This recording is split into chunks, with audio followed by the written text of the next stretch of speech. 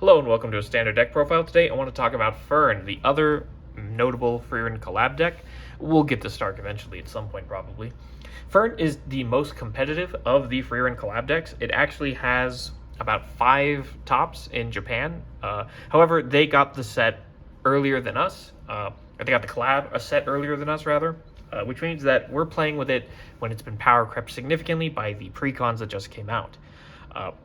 This means that the deck will perform much worse than it should have, but is overall still a decently solid deck, and it has very potent early rush, so sometimes you can just steal wins from the opponent. Fern plays very differently than Freerun, although they both have a theme around orders. All of the Freerun collab decks play 8 of either a certain kind of order or a specific order, with Freerun having 8 Grimoires. Fern has 8 copies of Zoltraak. It uses this to boost its early rush as well as it gets some board control, and it ends up turning that into scaling in the late game. So without any further ado, let's start talking about the list, beginning with our ride line. Our starter is nothing notable. It's a typical D-era starter. However, you do need to play this one. This is Journey to Know People Better Freerun. It synergizes with the rest of the ride line, so it is mandatory. Then we have Master and Apprentice Freerun and Fern. When you ride over this specific grade 0 with it, you get to check the top 7 for Freerun Beyond Journey's End normal orders, which means that you can use this ride line in the Stark deck as well. And you choose up to 2 orders from among them, reveal them, and put them in a hand and shuffle. This is basically going to help us get started. If we can get a total of 4 orders between our draws, our ride line, and our mulligans, we should be just fine. Then we have a new daily life, Stark and Freerun and Fern, which has the same effect, but for riding over the grade 1. So we're getting essentially 2 top 7 checks, and as long as we can hit at least 1 order per, and then hit 2 orders somehow by turn 4, we should be fine. Then we have First Class Mage Fern, our main Vanguard. First off, it has the effect that all of your front row units get 5k for every 2 Zoltraak in your bind zone. We'll get to Zoltraak later. Then it has the effect that when you play a Zoltraak, you can counterblast 1 and stand this unit, and it attacks your opponent's Vanguard, and this unit's drive becomes 0 until end of that battle. And at the end of the battle, you stand this unit. And if your opponent's Vanguard was grade 3 or greater, its drive becomes 1 instead of 0. This is going to be some very nice, strange aggression that we get in the main phase, because it happens the moment you play as the Zoltraak, which is going to lead to some weird rulings. But most of the time, you should be fine. Just make sure your opponent understands that you are not in the battle phase when you are attacking with Fern. They will, in fact, make some strange guard decisions because they think that this is your entire turn and that you've skipped to battle phase. So you need to clarify to them that you are in main phase, unless you want to run into a judge call later. Then it has another effect that you can, once per turn, discard a card from hand and look at the top 7. Choose a grade 2 or less Freerun Beyond Journey's End card with Freerun, Stark, Zine, Yubel, Land, or Hider in its card name from among them. Reveal it and put it in hand and shuffle the deck. This can basically grab any of the Freerun collab cards, with the notable exception of any of the Fern cards and one particular Freerun that we care a great deal about. It also can't grab any of the ride targets. So the ride line is pretty solid. Let's get into the main deck. Starting with 3 copies of Persona Ride. We are an aggro deck. We want to pressure the opponent as hard as possible. We need to be playing maximum copies of Persona Ride. Then we have Zoltraak, our signature spell, which we are playing the full 8 copies of. It has an effect that lets you play 8, and you must play all 8. The deck will not function properly if you do not. So Zoltraak has 2 effects. The first is that you can play 8 copies. And the second is that you can play it from drop, and you play it with a cost of Energy Blast 1 if you have a Freerun Beyond Journey's End Vanguard with Fern in its name. You bind this card, and you choose one of your opponent's rear guards and retire it. And if you did not retire a card or your opponent's Vanguard is grade 3 or greater, you choose a Vanguard, one of your Vanguards, and it gets 5k until end of turn. This is really solid overall because it's going to help boost our early rush significantly. If we are going second, we can be swinging into the opponent with a 13k base grade 1 Vanguard, which is going to be quite annoying to guard. Usually you would 15k shield a Vanguard swing on turn 1 to make it a 2 to pass if it doesn't have a booster. However, this is essentially going to be a booster that then sticks around in the bind zone for other effects later. It's going to give us our scaling with Fern. Also, if the opponent does have something like their starter from the Ichikon or Kaikon decks, you are going to be able to retire it, and that might also disrupt their plans significantly, especially if they didn't get value out of those cards right away because they were playing conservatively or something. Uh, so this card right off the bat is going to make those situations a lot harder for the opponent, and it's also going to synergize really strongly with Stark, which I'll explain when we get to him. But overall, great card. And then the fact that it's retire and 5k to Van is going to be great later. We're gonna double dip that power because Fern is going to attack twice, anyways. Then we have our main grade 2 attacker. This is Stark, Confrontation with the Lord of the Mountains Stark. It has the effect that if you have a free run beyond Journeys and Vanguard, it gets all the following. The first is that if your Vanguard is grade 3 or greater, it gets 5k power and 5k shield, active on the opponent's turn too. Really solid effect, slightly above average attacker, slightly above average guardian. Then it has an auto skill and drop. When you play a normal order, if you do not have a rear guard with the same name as this card, call this card to R. Now, that is not grade 3 locked. So if we discard this card for the cost of ride on turn 1 and play a Zoltraak from hand, either with 3 energy because we went second, or with one of our 3 energy because we went second, or if we're able to play another card to energy charge, we can call a Stark from the drop on turn 1 and start attacking with it, which is going to be very potent. This can lead to some very messed up columns. We can hit for a 23k on turn 1, I believe. As far as I know this works, I don't see any kind of reason it shouldn't on the cards. So unless there's a weird esoteric rule that nobody knows about, this is a really solid early aggression plan. Plus, we're going to be able to intercept with it while on grade 1 and then use it again the next turn. So we're going to get a lot of value out of Stark in this deck. Then it has another effect that at the end of the battle, it attacked if it was the first battle of the battle phase, not the turn, so it synergizes with Fern still. And your Vanguard is grade 3 or greater, you can Soul Blast 2 and stand this. That's a very strong restand effect. It doesn't cost Counterblast, it doesn't cost energy, it just costs a resource that we can continuously refill over time. So this is already right off the bat one of the best cards in the Freerun collab, and if it were not restricted to Freerun and it was a generic, this would be one of the best cards in Keter overnight. Stark is a very strong card, and you must play the full 4. Then we get to our other main attacker. This is Mage of a Peaceful Era Freerun. Now, this is going to be the source of a weird ruling you're going to have to face. This card has the effect that it is regarded as Forefront Knight Teethfault. It does not say also regarded. It says regarded as, which means, unfortunately, that when the game has begun, it is always regarded as if it had the name Forefront Knight Teethfault, which means it does not count as a target for Fern's discard skill, which means that you cannot discard one card and get this and build a whole board off of just this, which is quite unfortunate. I don't know why they designed this card this way, but that is the case that they did it, so you're just going to have to live with it and play around it. This ruling also went around on Twitter, so you should expect basically anybody who's following major Vanguard creators on Twitter to know about this. Then it has the usual Teethfault effects. On place, if it wasn't placed by unit ability and you played an order, Soul Blast 1, check top 5, call a normal unit with Grade Lessener to your Vanguard, or add a normal order from among them to hand, so on and so forth. And then it gets 10k when it attacks at grade 3 and you have 4 more units. So just typical Teethfault stuff. This card's been a staple of Standard for a long time, so you should be familiar with it by now, but this does at least count as a reprint of Teethfault, so it does make the deck, or make the card a little bit cheaper for everyone else who plays Teethfault. Then we have, unfortunately, 4 Sargons. I don't know what these have dropped to after the Ichikon reprint, but they are probably still a little expensive, and you kind of do need to play 4 of these in this deck. This has the effect that when it boosts, if you have more rear guards than the opponent, or you played a normal order, or you played an order this turn, it gets 5k until end of battle, and then at the end of the battle you can retire it, look at the top 2 cards of your deck, choose a card from among them, put it into hand, and put the rest on the bottom of the deck. This is great for filtering, it's going to help compress the deck and hit more triggers, it's going to help dig for pieces you need like Persona Ride. So overall, it's one of the best cards Keter has ever received. Then we have 4 copies of Barrier Analysis Freerun. This card has the effect that if your Vanguard is Freerun Beyond Journey's End, it gets all the following. First is that when it's placed on R, you look at the top 5, and you choose up to 1 Freerun Beyond Journey's End normal order from among them, reveal it and put it in hand and shuffle, and if you did reveal a card, you perform either Counterblast 1 or put a card from hand into Soul. These are mandatory effects. That's not that big a cost. Zoltraak can be played from drop, so just put Zoltraak into Soul, Soul Blast it out for Stark's effect, and then play it from drop on the next turn. You should be able to set up a constant stream of Zoltraks in the drop zone to keep playing with the various effects of this deck.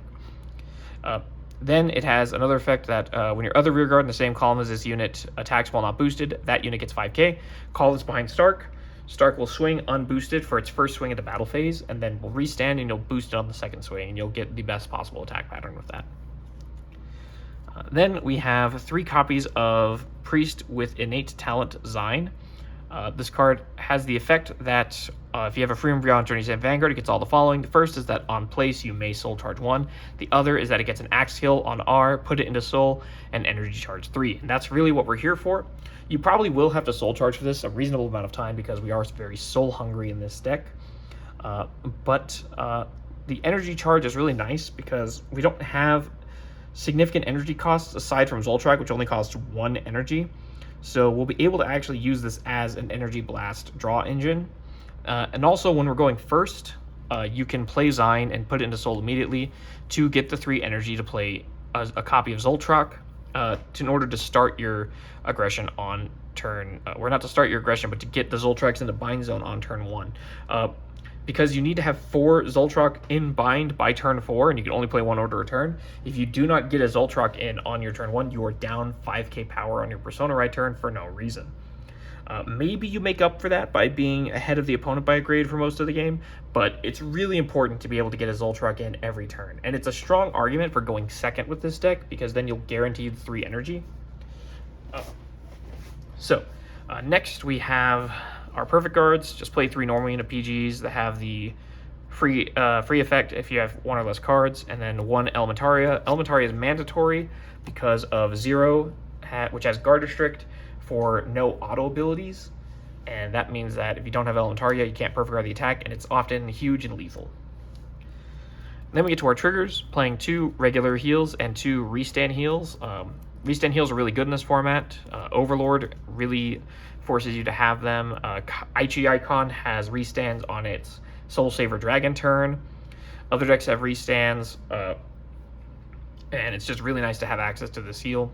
It's only a liability against Regu Regnus, which never restands, and Leo Odium, which only restands on the post-Divine Skill turns, at which point the game is probably already over. Either you're about to win because they didn't kill you on Divine Skill, or you're about to lose because you failed to kill them after Divine Skill, and now they get to restand a Persona Ride and attack you once more.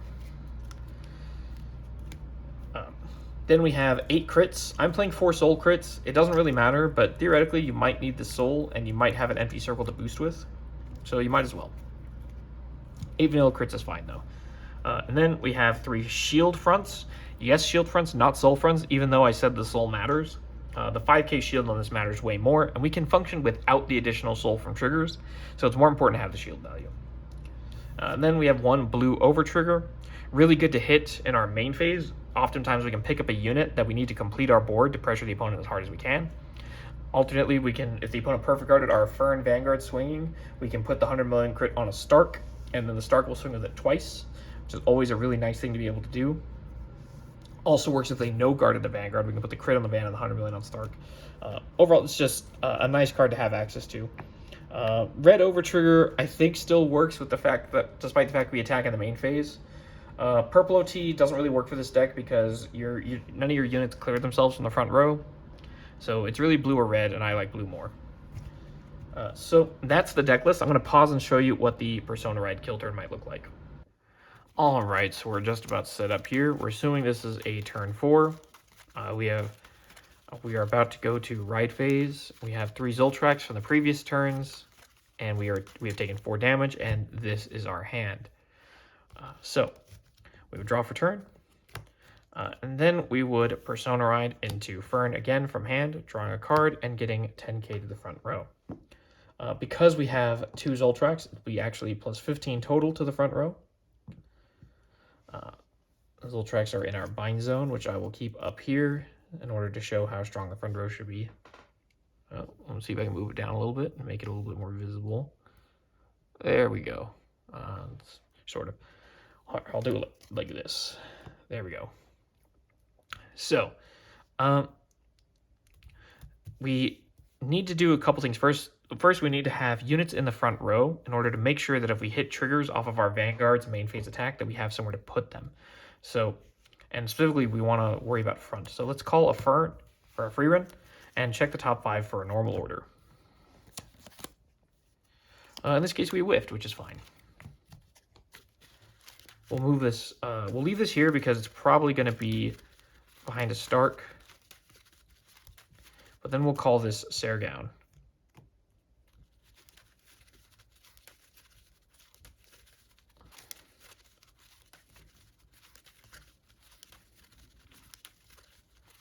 And we'll move this up, and then we will spend an energy to play a Zoltraak from the drop. Let me adjust these so that they're facing the right way. This is going to trigger our Stark, so right off the bat we'll call Stark. We'll get 5k to the Vanguard because their opponent's on grade 3 by now, and we'll retire something. And then the front row will be getting 5k because we have 4 Zoltraaks, so the Vanguard effect procs twice. Then we immediately pay a Counterblast and activate Fern's skill to attack with drive -1. We hit a Stark, that's fine. We restand the Vanguard, finish our main phase. We've played an order now, so we can play this Teeth Vault. We can Soul Blast out this Zine in order to check the top 5. We hit a Zine, that's great. We actually want to use this to draw cards right now. We are at 4 energy. So we'll play the Zine. We'll elect not to Soul Charge because our Soul's actually looking fine here. And then we will move the Zine into Soul to Energy Charge up to 7. We'll swap these. We will Energy Blast 7 to draw. And then let's see what if we don't really need to activate Fern's skill here. In fact, with this hand, it's probably best to just call another Zine to have a booster for the Vanguard and leave it. So let's assign powers. Teeth Vault is going to give itself another 10k. Sergown is going to give itself 5k because we played an order. Stark gives itself 5k. The Vanguard has its powers already assigned.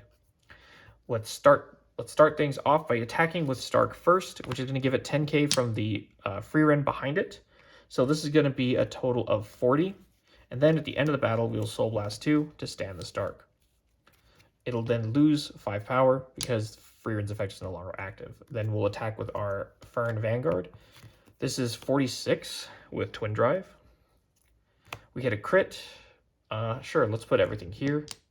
And then a second check, and it's an Elementaria.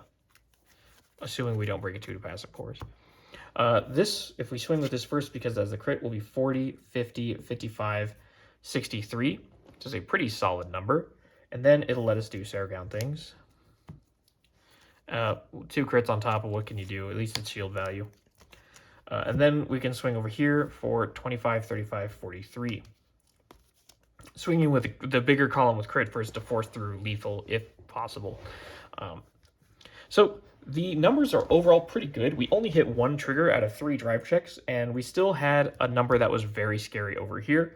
If we had hit something like a front, this turn would be quite threatening to guard. We didn't even have to use Fern skill because we had a pretty decent hand, but in the event that we had no units, we still have the option of doing things like checking the top 7 to hit something like, say, a Fern to call behind the Teeth Vault as a booster or something like that, or to call behind the Vanguard and call the Zine over here. So the numbers still would have been overall decent, and we would have thinned the deck out of 1 card. So there's an argument for doing the Fern no matter what. But yeah, that's the deck. The main strength of this isn't this turn. This turn is kind of mid for Vanguard right now. But the main strength of this deck is that we are potentially attacking with Stark and grade 1s on turn 1 and then on turn 2 again. For no loss of value because we're essentially just playing Zoltraak and getting everything we need without necessarily exposing any units or exposing units that are calling other units like Teeth Vault. So this deck's early rush is among the best because it has the Keter box. It has an order that does something good early, and then it has Teeth Vault and Sergowns. It has a reanimating grade 2 that then can intercept, and then we can call it back again the next turn. So this deck can play extremely aggressive, and we don't technically need any Counterblast really to function. The only thing we need is the 1 CB for Fern's attack, which is important, but it's not the end of the world too if you miss it. If it was worth it if you could push the opponent up super hard early. And also the opponent can't really damage deny you that hard and give you no CB for most decks, the exception being like 0 damage Levy, which is going around right now. Because you usually choose to go second with this deck, your opponent is going to try to push you up, so you're not going to really have to worry about damage denial anyways. So feel free to rush them down as hard as possible. We don't require counterblast for any of our early setup, so even if the opponent decides to swing rears on our grade 1 or grade 2 turns, then it doesn't matter, as long as we're able to keep building a board with Zoltraak and with Teeth Vaults and things like that. So the deck is pretty fun. It compresses pretty hard. We're getting potentially up to 4 orders out of the deck on turn 2 just from our ride line. These represent a top 5 check for 1 every time. This is a top 5 check. The Vanguard is top 7 checking. You know, we are digging in pretty hard trying to thin our deck of stuff, and we're also activating Saragowns. The goal is to get a pretty compressed deck by turn 4 so that the odds of hitting triggers are higher. And it's not unreasonable to double crit your opponent with this deck because of that. Overall, I think this deck's pretty fun. It's not budget. It's not like Free Run where you can play the deck for very cheap. This deck needs this Teeth Vault reprint, and it needs these two, which are the 2 expensive cards in the collab, and it's playing them both at 4 copies, and then it needs the Saragowns. And the Saragowns are not really negotiable. So this is the least budget-friendly of the Free Run deck lists, but it is probably also the strongest. You can actually probably play this at locals and be fine, whereas I'd say playing Free Run or Stark, you are playing at a disadvantage. This one is overall not too bad, and because of its strong early rush, it can always just snatch the game away. But that's it for now, and I'll see you next time.